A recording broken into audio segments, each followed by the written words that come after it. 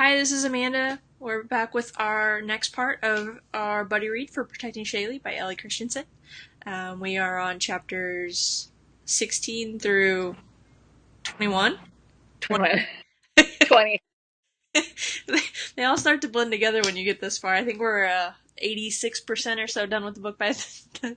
So, uh, this part kind of picks up where Aden gets the call to go see Fate. So they kind of, he comes back from his trip and she's been getting kind of sick and feels like she has the flu and all kinds of stuff. And she's been spending time with the girls and all kinds of stuff. And she has this really, really, really weird dream. Like, have you ever had those dreams where you're like, you think you're awake, but you're really asleep and you're like, something bad's happening to you and you think you're awake for it and then you wake Mhm. up and you can't go back to sleep? So she described that dream like perfectly. Like Perfect. the feelings and everything that kind of came from that were like, oh my god, I've had those dreams, and it's like Hmm. just like you feel like you're drowning or you're falling or whatever, and it just kind Yeah. of it was described so well that your heart is just beating really fast during that part. You really don't know what's going on, kind of like her, and she's like, oh, I'm just having these bad dreams. She doesn't know what's causing them, and then they go to Fate, and Fate is definitely a character. she, this house, the description of this house, I was just like in architecture heaven. Like, Yeah. this perfectly restored house on the outside, this old house, and every room is dedicated to like a different period. Like, there's a 1950s kitchen, there was a speakeasy, there was like, this is like my dream to go into this house. It sounds so cool. And then they get in there, and he's like, "What is going on?" Because the office is usually just this normal, somber, subdued office, and it looks like this Indian or Asian tent with beads and all kinds of Hindu stuff like everywhere. And just the descriptions of it were just hysterical. And then they can't keep a straight face, so she starts Yeah. laughing, and then it all just kind of goes back to normal. So that's kind of our introduction to Fate. She's just kind of this over the top, kind of out there, says whatever, does whatever, just kind of, I bet she has like a really overwhelming type job, where she's Hmm. all she has to try to piece all this stuff together and find out what's going on. So to have this boisterous personality, I bet it's probably, just like the perfect balance to kind of offset all the things that she sees, that she hears, that she feels. It really made sense to me. What did you think of Fate as a character? Oh my gosh, I was kind of like trying not to laugh out loud because I'm reading this, and then I hear like Aiden's like rolling his eyes. He's like, "Really, Fate? You're really doing this now to Shaylee because she's trying to like, do the hum, and it has like the crystal ball, and because Shaylee's like still not figuring out like she's who like, she has these powers, and Fate is just giving Fate back. Like she is really just like, ha ha, hee hee. You guys are getting, I'm gonna screw with your head." Yeah. And this is a spoiler alert, so stop right now so you don't hear this. But I really like when Fate said, she's like, "You're preggers," and and Shaylee and Aiden were like, "What?" Like, "What? What are you talking about?" And so it was kind of one of those things that it kind of cracked me up because, and then Fate was like, "Oh my god, you guys are too like lovey dovey. I got to go find my own like cock to go." It was just funny how she said that because she was not ready for this, and so and it was one of those things that I died laughing because Fate cracked me up. Like she had me in hysterias, and so I don't know. And I heard, oh my gosh, the architecture. Every time I read this, I think of you, Amanda. I'm like, oh my gosh, Amanda's like in like architectural love right now. I really like it because we still, and she talked about the dark. Fate talked about the dark and how this dark is in their area, and Aden is worried how he got in there. He's like, how did this person get here? And so Fate is, she doesn't really tell them, like she's not going to tell you the whole truth, but she's going to tell you what's really going on in the story. Yeah. And I really kind of like that. She doesn't tell the whole thing. You actually also have to like figure out your own path in life because you may be fated, but you don't have to be with that person. And now we learn what fated means and we learn what goes on with that. And so that's the thing is like, it I'm really kind of intrigued by the whole story. Aren't you right now? I am, and I really like the way that she described it. Like, she can kind of see fate, but it's ever changing. Like, you can make your own Yeah. decisions. You have this free will to change things yourself. So she doesn't really know how it's Yeah. going to go, but she can tell you these things that are going to help guide you, help lead you down the right path, or the path that she sees for you. But she can't just come out and tell you you need to go to that door, and you're going to. Yeah. So she can't just tell you exactly what to do. She just says, that someone found her out before she was marked, and he's been kind of stalking her.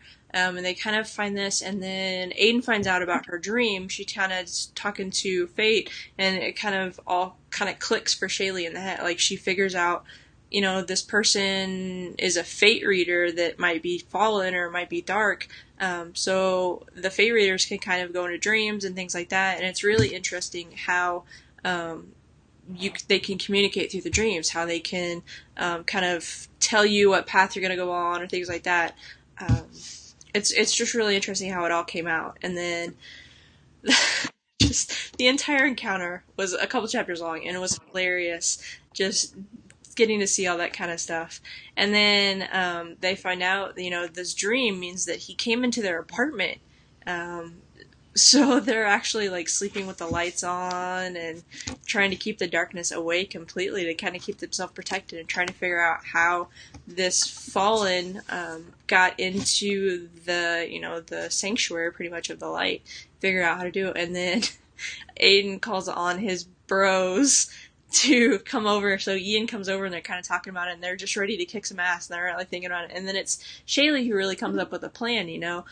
She wants to be the bait, which they're not having any of, because she's like, I can take care of myself. I'm protective. I can keep, I can kick your ass if I want to. But he won't let anything happen to the baby. I really liked how they kind of just accepted this too. After they're kind of meant to be, and there's really no fighting it. It happens, and it's either to be happy about it or be miserable. So they just chose to be really excited about it, and kind of it was really great. And then one of my other favorite parts of this chapter is, well, he's talking about training with a pregnant girl, and you can train to this much, you can train this hard, you can train this long, and she's like, train a lot of girls you knocked up, have you? Yeah. He's like, no, I've been out this a long time. I'm bound to come over some pregnant, trainees. And she's like, what?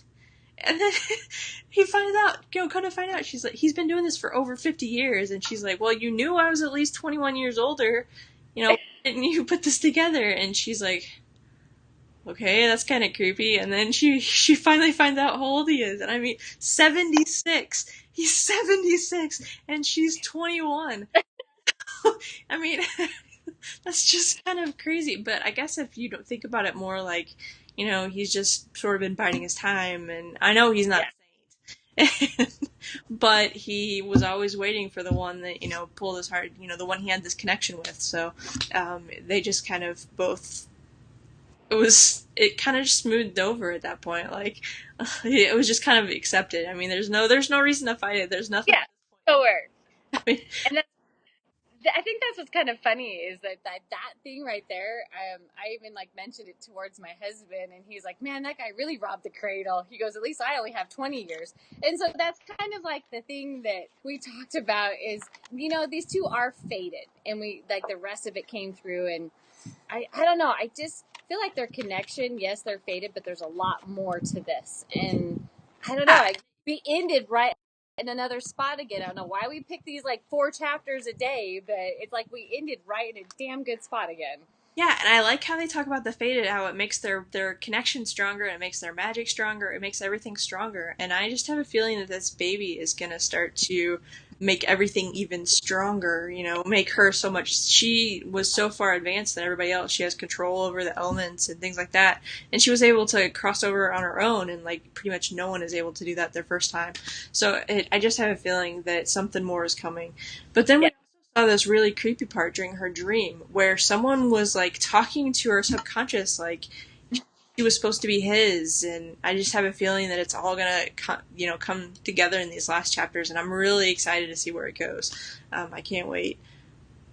That's kind of how I was, because when I was reading it, I was like, oh my gosh, I actually like when he was choking her, I actually was like, no, because you just don't know what's going to happen. And she thought she lost Aden in her dream. And so all of this, you can almost see the connection. And when you're madly in love with your spouse or whoever, your person, you kind of have like this weird connection, like you feel like something's not right.